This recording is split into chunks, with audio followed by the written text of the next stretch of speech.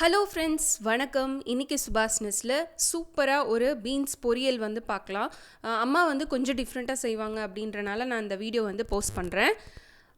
கடாயில் எண்ணெய் சேர்த்துக்கோங்க. கடுகு, உளுத்தம்பருப்பு எல்லாம் தாளிச்சிட்டு சின்ன வெங்காயம், அதுக்கப்புறம் கருவேப்பிலை இதெல்லாம் வந்து சேர்த்துக்கலாம். எப்போவுமே வந்து பொரியலுக்கு சின்ன வெங்காயம் சேர்த்து செய்கிறது தான் உடம்புக்கும் நல்லது. குழந்தைங்களுக்கு கொடுக்கும்போது கண்டிப்பாக சின்ன வெங்காயம் சேர்த்து கொடுங்க.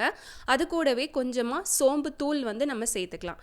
அதுக்கப்புறம் நம்ம சின்ன சின்னதாக நறுக்கி வச்ச பீன்ஸையும் வந்து நம்ம சேர்த்துக்கலாம்.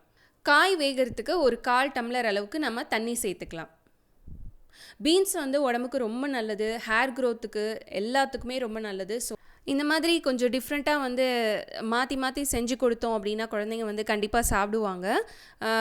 கொஞ்சமாக மஞ்சத்தூள் சேர்த்துக்கலாம். அதுக்கப்புறம் ஒரு டீஸ்பூன் போல் மிளகாய்த்தூள், அப்புறம் மல்லித்தூள் சேர்த்துக்கலாம். காய்க்கு தேவையான உப்பும் சேர்த்துக்கலாம்.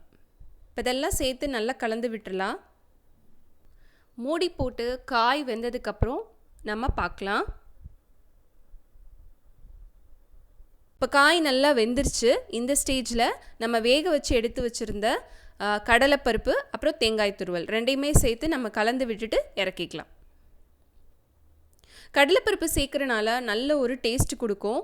என்னைக்காவது ஒரு நாள் இந்த மாதிரி கொஞ்சம் மாற்றி செஞ்சு பார்த்தோம் அப்படின்னா நல்லாயிருக்கும். ஒரே மாதிரி பீன்ஸ் பொரியல் செஞ்சு சாப்பிட்றதுக்கு இந்த மாதிரி செஞ்சு சாப்பிட்றது ரொம்ப நல்லாயிருக்கும். இது வந்து மசாலா குழம்பு செஞ்ச அன்னைக்கு எடுத்தது ரொம்பவே சூப்பராக இருந்தது. மசாலா குழம்புக்கு கண்டிப்பாக வந்து ட்ரை பண்ணுங்கள். இந்த வீடியோ பிடிச்சிருந்ததுன்னா நம்ம சேனலை சப்ஸ்கிரைப் பண்ணுங்கள்.